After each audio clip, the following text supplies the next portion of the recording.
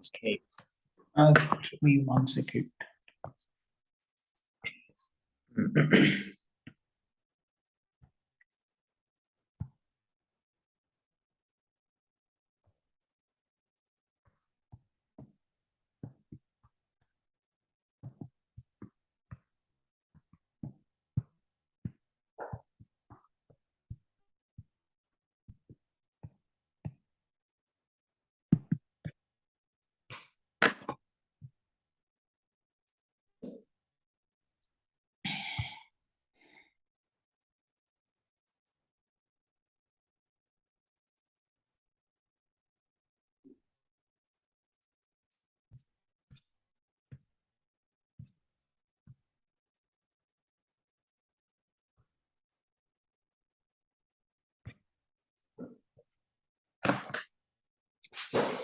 Okay.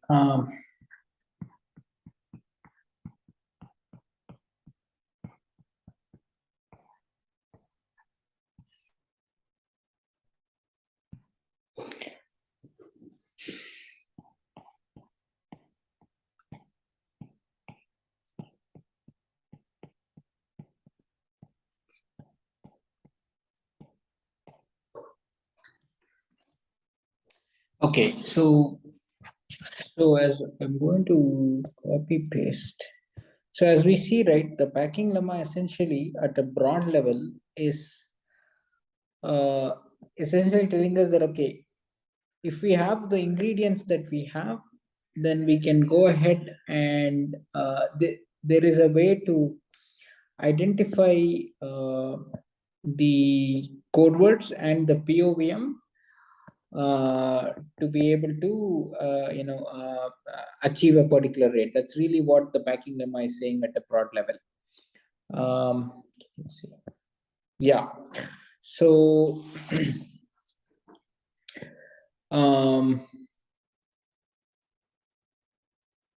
I think the kind of the best okay, so let me actually tell you how this proof goes.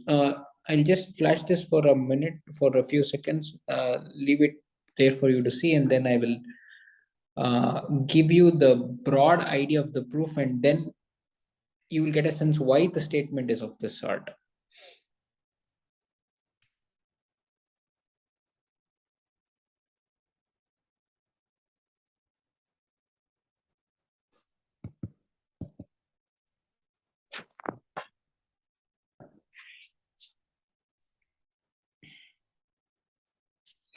So I think it's best to kind of think in the classical version itself, and then kind of draw some pictures and try to understand what's going on.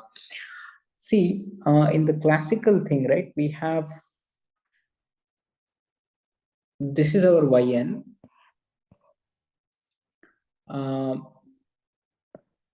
This is our T delta N Py. Okay, so this is, the red one is T delta N Py.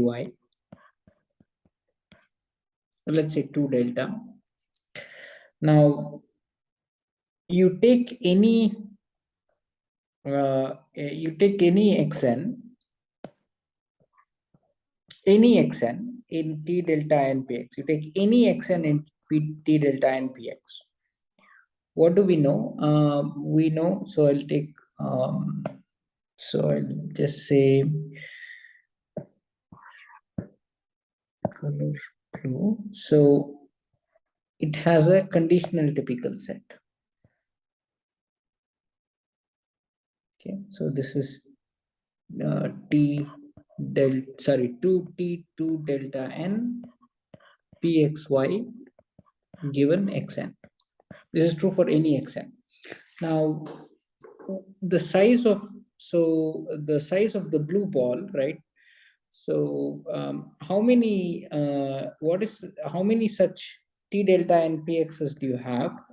The size of this is 2 power n h of x. Okay.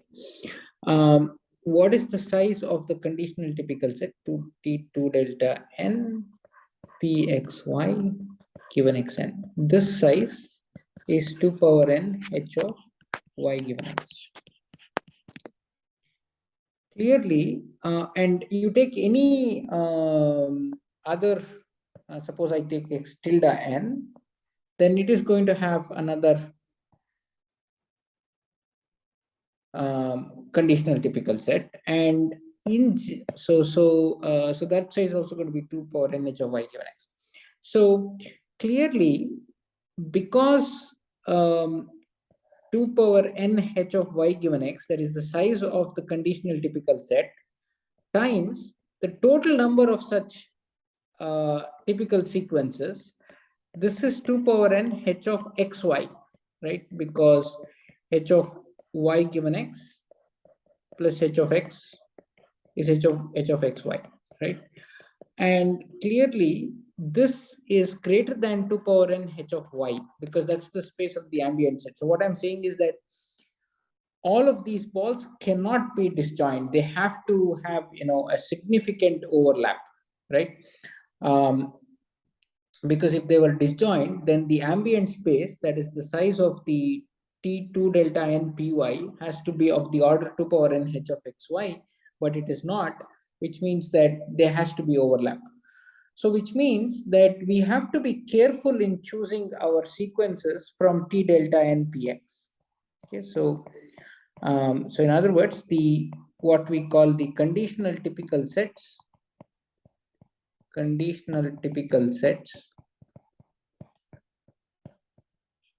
necessarily overlap.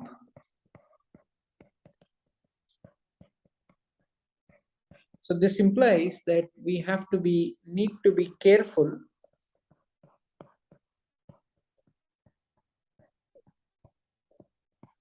in our choice. So if I take two sequences, there is, I don't know. I mean, if I take two sequences, possibly they intersect or possibly they don't, right? Need to be careful in our choice of the code book. Now the question is, how do we do this, right? This is not at all clear, right? We have to choose our selection C from T delta n px, so that the conditional typical sets kind of disjoint. Because remember, if you take any xn in T delta n px, right, and I mean, I'm doing this in the classical world, but same thing will go into the quantum world. But I will kind of motivate the sketch of the proof, and then that will tell you why we have those four conditions in the packing lemma statement. If you take any xn and you pass it through this channel, so what is happening is you're pulling out this y1 to yn.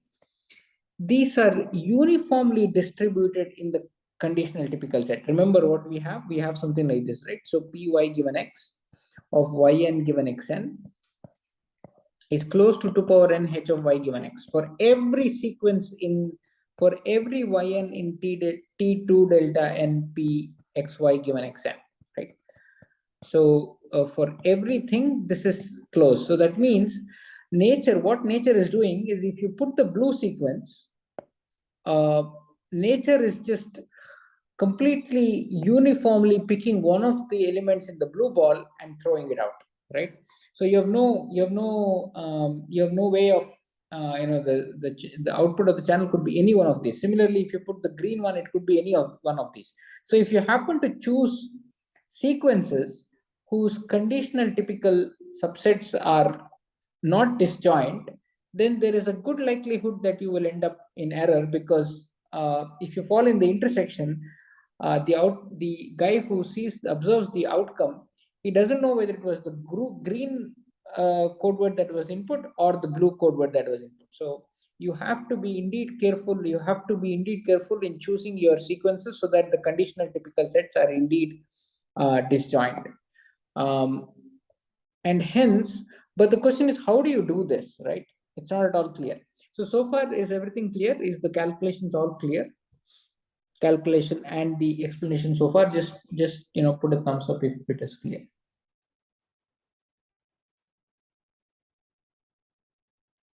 Okay, so how do we do this, right? And this was where the ingenuity of kind of Shannon came into picture, and we continue to use that both in the classical and the quantum setting. What he did, so he did this calculation. So he just made this calculation saying that, okay, each conditional typical set is of size 2 power n h of y given x, right? And the ambient space is of size 2 power n h of y. So he felt somehow that there has to be, so if I call this capital D and if I call this little d, then there has to be d by d number of such balls that are disjoint. There has somehow, he felt that there has to be, but he was unable to come up with a particular selection because it's random, right? I mean, he's trying to prove this for a general py given x and a general wy channel py given x and some distribution px. So he's completely unable to kind of pinpoint a selection whose conditional typical sets are disjoint, but he somehow has a feeling that there has to be. So what he did a very ingenious thing, and we will do that even in the quantum, even today in all of the research people do that, and that is called the notion of that is called the technique of random coding. I don't know how many of you have heard this. So it's the technique of random coding, and the idea is the following. So the technique of random coding. What he did, okay, you have this big collection of sequences from which you have to pull out somehow, and he is expecting that he has to pull out d by d number of sequences that are going to be whose conditional typical sets are going to be disjoint. He has this choice. He doesn't know what to do. So what he does is he says, let me pull randomly. Let me randomly pull some nr 2 power nr sequences. So let me just randomly pull out one sequence. I will randomly pull another sequence, and I will randomly pull 2 power nr such sequences. So it's just random, okay? And he will say, suppose, can I show that this random collection is good? If I can show this random selection has conditional typical sets that are disjoint, then there indeed has to be one such choice. This was his idea. So you use this in a lot of random, a lot of graph theory proofs. So the idea is the following. So so what I will do is, so more technically speaking, right? What he does is, let me find the right way to say this. So what he does is, suppose I have a code C. So suppose I take a particular choice x1 of 1 all the way into xn of 2 power nr, right? I will have a particular probability of error, right? Probability of error. So I take a particular code C. I will have a particular probability of error corresponding to that code, to that code book C. Suppose I give this a particular distribution. So I will say that I will pick this code with a particular distribution PC.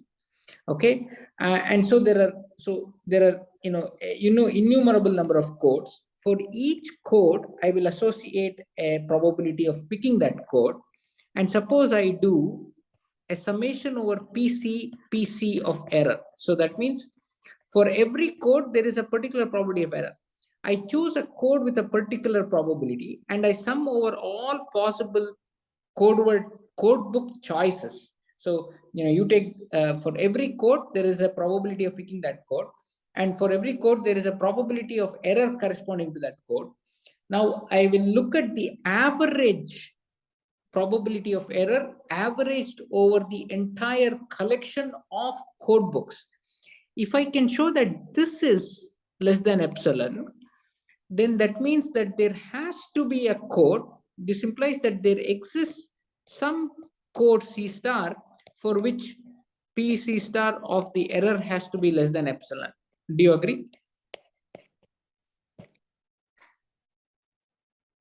Yes, sir. Yeah.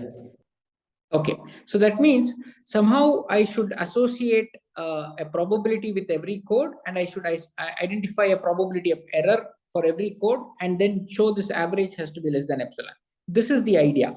And here what he does is, see, the idea is the following, right? So you have all these balls. So these balls, I'm going to write every ball in blue. So you have all these balls, they're all intersecting.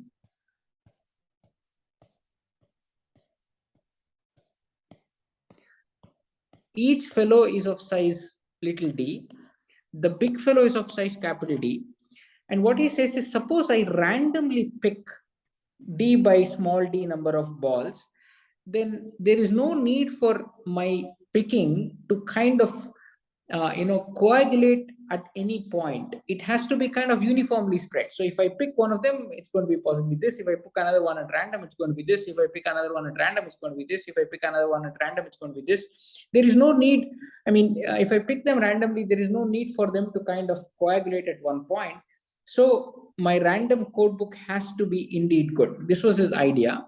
So we will just kind of exactly do the same thing in the quantum setting. Now everything will become subspaces and projectors. Okay, so I will kind of now do the proof of the packing lemma, and you will see that exact random coding argument come along. Proof of packing lemma.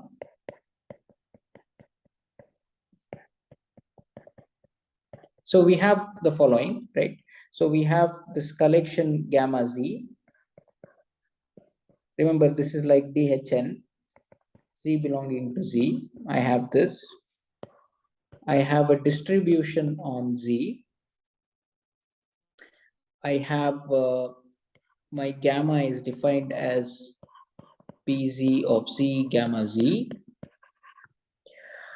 I have a collection of projectors pi z,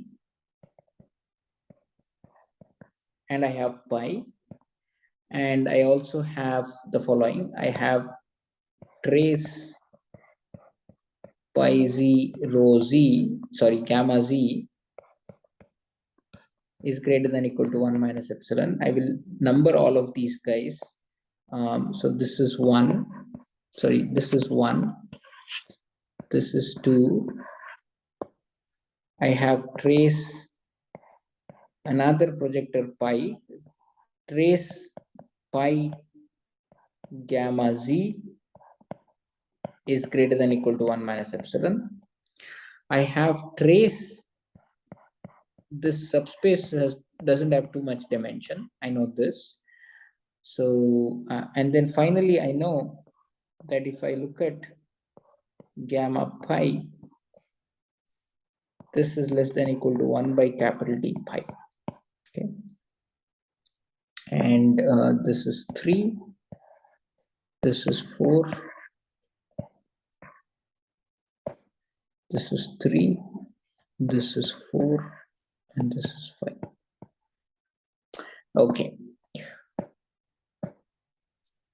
Okay, I'm going to define. So, you know, the packing lemma has to come up with the packing lemma has to come up with the choice C1. So it should identify for you, a C, a subcollection C consisting of indices C1 to Cm, that is a subset of Z.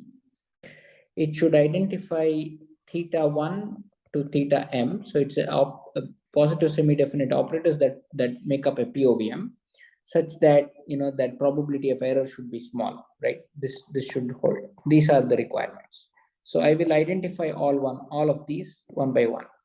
So 1 minus trace of theta m gamma cm. This has to be less than 2 times epsilon plus 2 root epsilon plus 4 times m d by capital D. There is no size here because my m is the size. Okay, I have to identify this. So I will go ahead and so I have to identify this. I have to identify this collection and this collection. So what I do is the following. I will so PZ is a distribution. PZ is a distribution on is a PMF on the index set C, right? So I will, so let me take a collection C. So let me take some arbitrary collection C. So C is, let's say C is some C1, C2 to CM, some arbitrary collection. I will define the corresponding POVM theta 1 to theta m. So give me any collection C, I will associate a POVM. What is my POVM? So I'll define my POVM. It's slightly involved, but don't worry about it. So theta m is defined as summation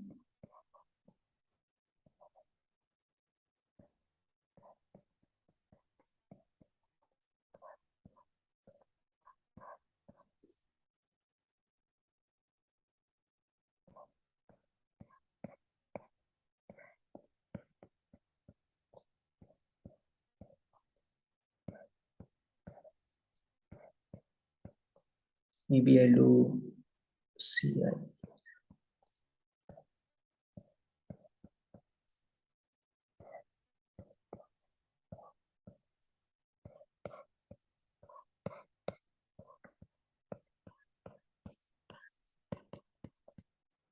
Okay, so what is this?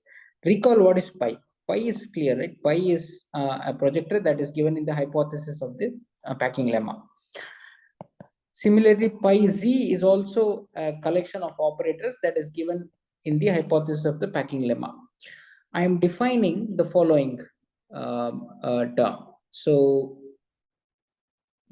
I want summation theta m to be the identity. So what I'm doing, these terms on the left are essentially just normalizing factors. So I'll put this in blue. So think that you want to define your theta m. I'm just going to call it theta m tilde. Think you want to define this to be pi cm pi. Okay. But if I add the theta m's, I need it to sum to one identity, right? Because it's a POVM. So if I add these theta m's, theta tilde m's, I should get identity. So what I do, I'm going to, so in other words, ideally what I should be doing is I should be kind of, if it was just numbers, I would just be dividing, right? I would just say, divided by the summation. This is what I would be doing. But in operators, you can't, this division essentially is I have to take the square root inverse on the left and the right. I want to make it a positive semi-definite operator. I can't just put it on one side. So essentially, these are normalizing terms to ensure that summation theta m as identity. Okay, so this is my POVM operator. Okay, so I've given you my POVM operator, and now what I do, I am looking at the following, right? So if this is my theta m, what is the error I'm looking at? I'm looking at the following.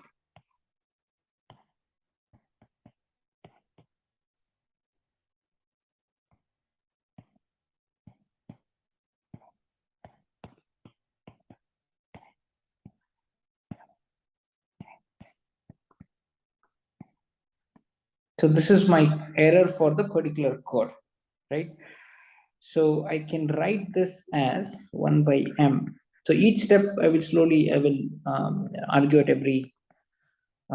at each step. So one, I can write it as trace gamma cm because these are density operators minus trace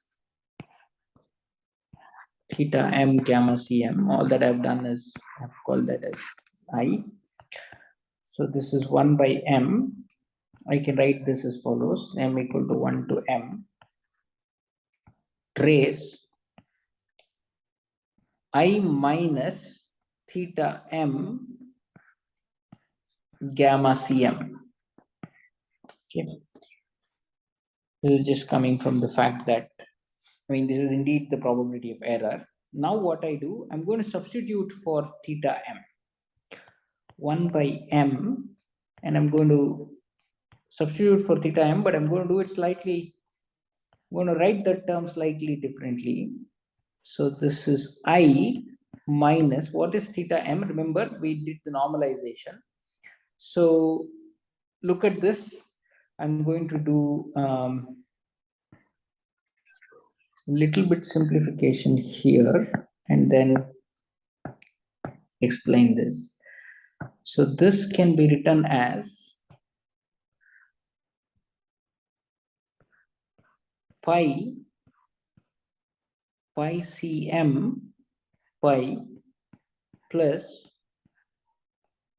m hat not equal to m pi cm hat pi whole power minus half. So I'm just writing the term that is actually there as one component in that big summation. Pi cm pi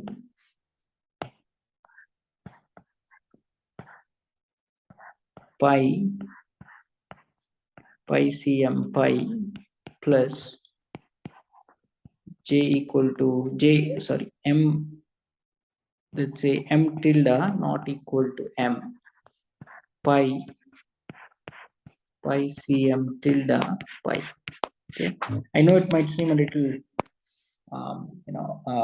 crazy, but all that I'm doing is I'm cooking that theta m, and clearly it has to be something to do with the typical conditional typical projector and the unconditional typical projector, because we know that rho if I take rho x and m, right, then I know that pi x and m is going to be it's going to lie in pi x and m. This I know is going to be large. So clearly this has to be one element of the POVM operator corresponding to message m in the POVM. This definitely has to be. But clearly we also know that trace pi rho xn is also high. So that also has to somehow figure in your POVM. So we start with this black thing. But if I just add the black thing, it's not going to be identity. So I'm going to normalize it. But if I normalize it, it has to be positive semi-definite, because POVM has to be a positive semi-definite. All the operators has to be positive semi-definite. So I normalize with the square root inverse on the left and the square root inverse on the right. And now all that I'm doing in the next step is I'm just writing this term slightly differently. And if you see this, I will call this S, and I will call this T. So I can write this as S plus T whole inverse times S, because that term is S, into S plus T whole to the power minus half. Okay. So that is my theta m. Okay. So I'm going to write the theta m that way. So it's S plus T whole power minus half S times S plus T whole power minus half. Just for clearness, I'll just write it this gamma cm. And we know what is S and T. S and S is essentially pi cm pi. That is, this is the conditional typical projector corresponding to that cm. This is the unconditional typical projector. T is everything m hat not equal to m. This is what it is.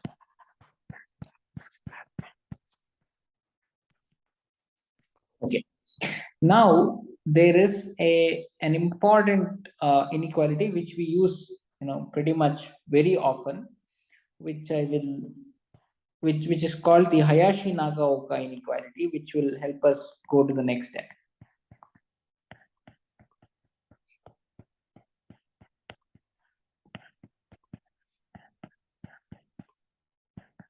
I want to somehow simplify the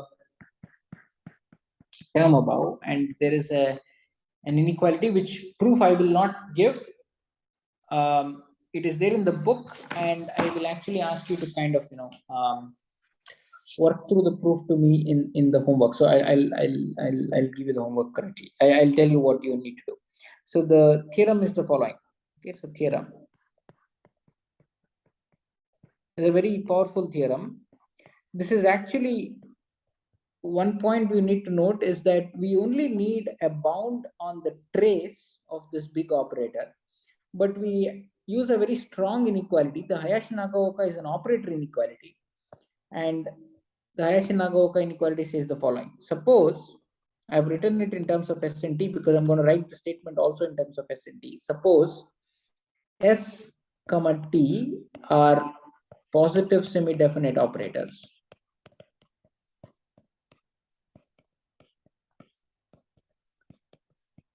With I minus S also being positive. Okay, so what does it essentially what it means is that X I minus S X is greater than or equal to 0 for all X. Okay. Suppose S and T are positive semi-definite with I minus S also being positive semi-definite, then we have the following. I minus S plus T whole power minus half S into S plus T whole power minus half. This is dominated by 2 times I minus S plus 4 times T. Okay. So this is an operator dominance. Okay, so you observe that I have this very term sitting here, and I get I get a handle on that term through this Hayashi-Nagaoka inequality. So I'm going to, this is 2003, an inequality that is used very much in many many problems in similar problems in quantum information theory. I will, the book gives you the proof. I'm not going to give you a proof because it's just almost like, there's nothing information theoretic about it. It's just, just certain algebraic manipulation, and I will actually ask you to go through it.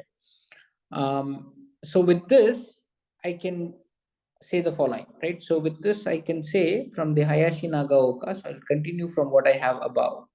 So 1 by m summation m equal to 1 through m, trace that whole quantity now becomes, I will substitute the right hand side, right? So I have 2 times I minus S plus 4 times T gamma Cm. So one thing you need to note here is that if A is greater than or equal to B, and let's say D is greater than or equal to 0, I'm actually using this when I actually state state this inequality. Then trace BD is lesser than or equal to trace AD. Okay. How is this true? Why is this true?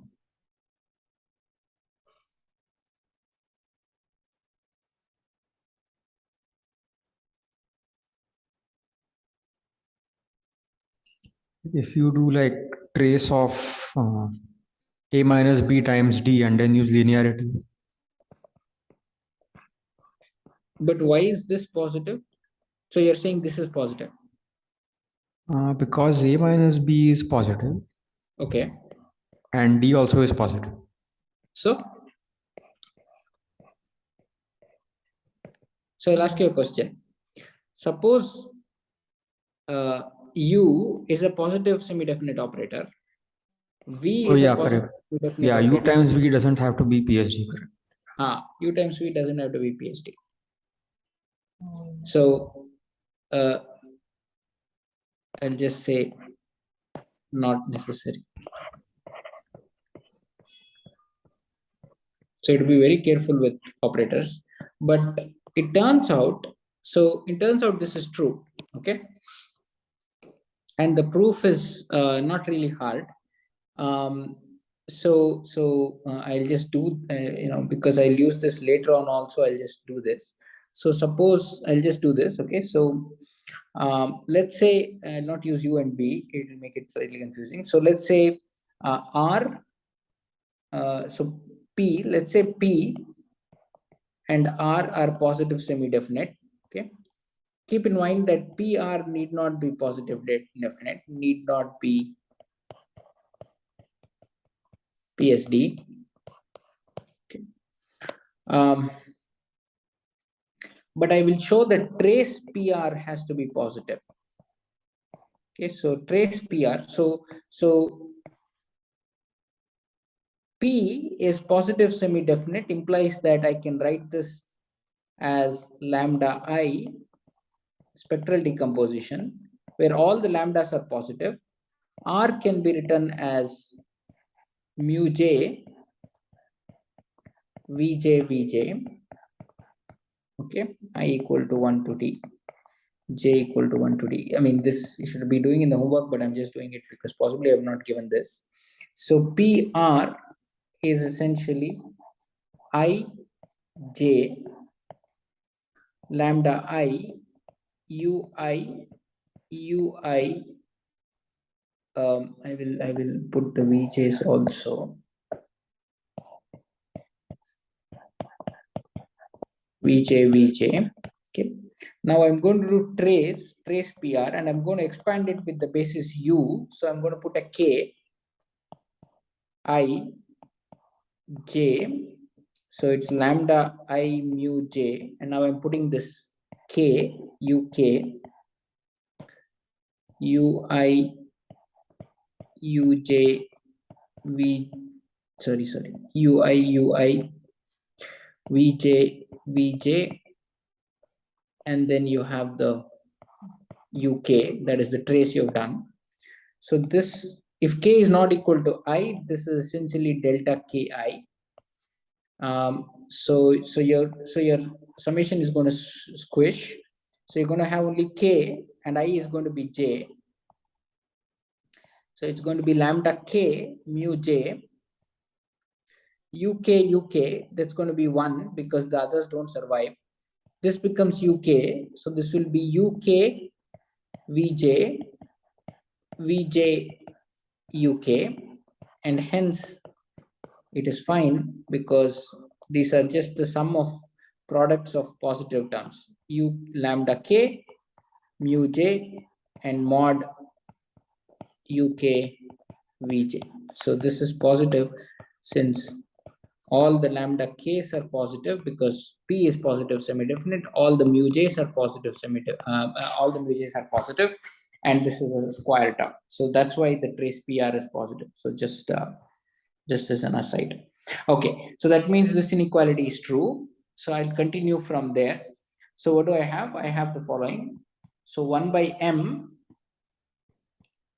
summation m trace. So I'm going to get the 2 out, trace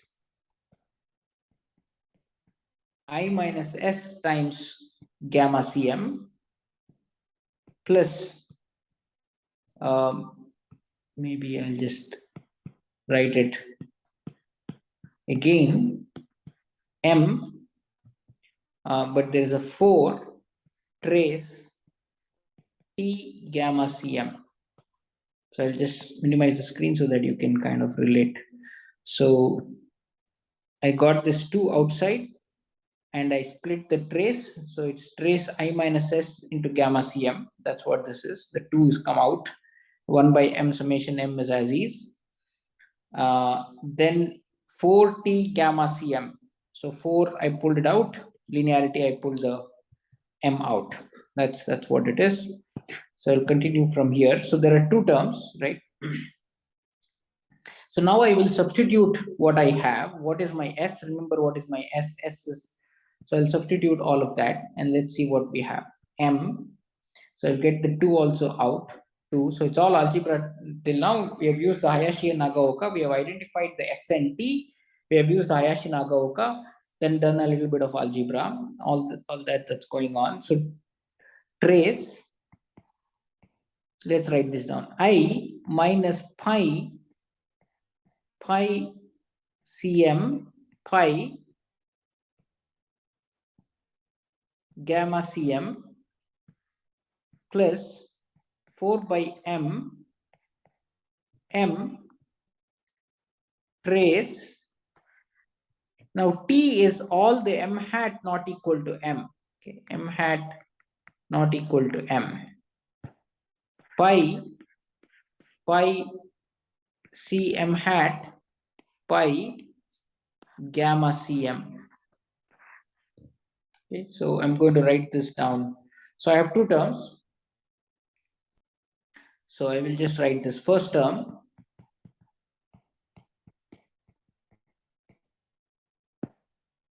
Two by m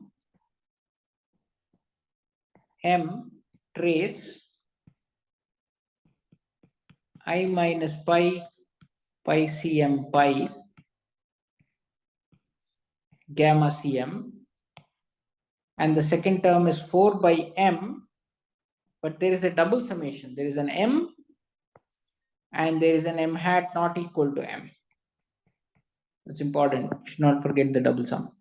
Trace of pi cm hat pi gamma cm.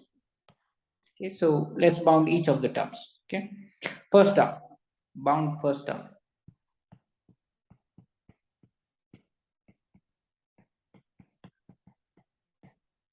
Okay, so 2 by m.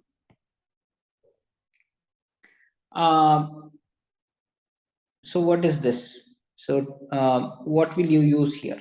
Trace gamma cm minus trace pi cm pi gamma cm. Okay. So this is in the bracket. So this is 2 by m trace gamma cm minus trace.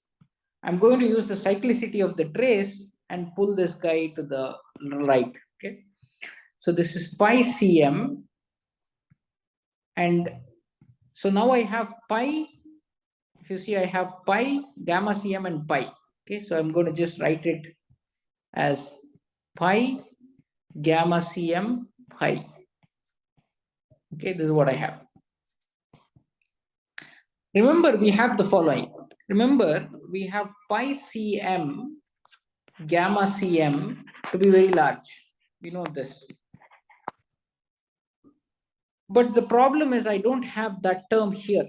So I know this is, if this is greater than 1 minus epsilon, so this term is, so the second term is very close to 1, right? So the difference is at most going to be epsilon. And if you see in the bound, there is a 2 epsilon, right? So you see in the bound of the statement, there is a 2 epsilon. I want to show there is a 2 epsilon. So you can kind of see that's the 2 epsilon coming, okay? So, but the problem is that you don't have gamma cm here, but you have pi gamma cm pi, okay? What do you do now? Is there something that we have studied so far that will enable you to do this?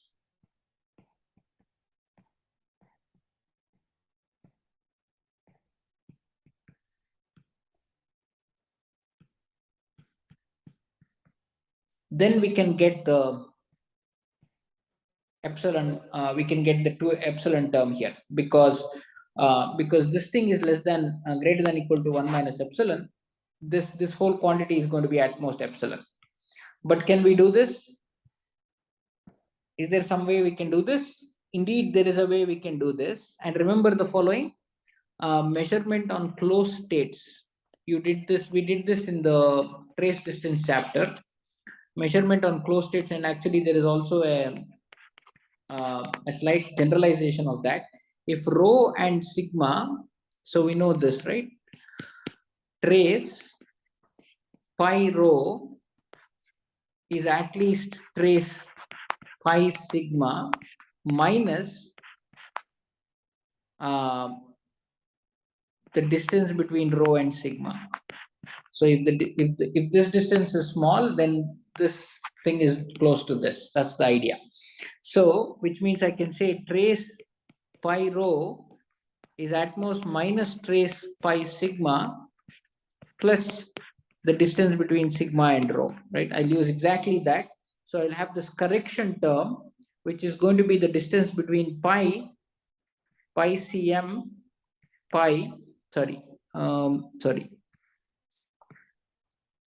gamma cm minus gamma cm. This is what I have. Okay. What can we say about this term? This term, actually, we know this, right? The theorem hypothesis says pi gamma cm is very large, which means that by the gentle measurement lemma, right, we can say that pi gamma cm pi minus gamma cm, this is at most 2 root epsilon. So this is by the gentle measurement lemma. So refer back to this in your trace distance chapter. So what you will get this to be, so you're going to get this to be 2 by m epsilon plus 2. Okay, so let me not write the epsilon. So it's, yeah, exactly, epsilon plus 2 root epsilon. So this quantity comes from this, and it's this quantity that gives you the epsilon. Okay, so that's the bounding of the first term. When I sum over m and I divide by m, I end up getting 2 times epsilon plus 2 root epsilon. Okay. What about the second term?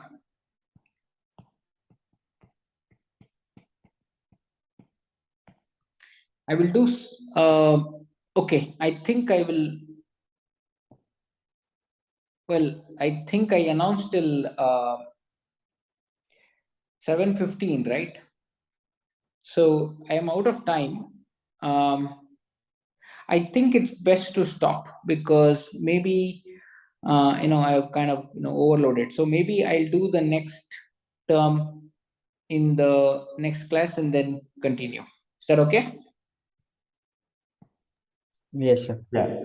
Yeah, I don't want to go too fast. I took a little time to kind of explain the initial thing, but that's fine. Yeah, I will stop the. I will continue next class. Actually, I did a count today. Let me just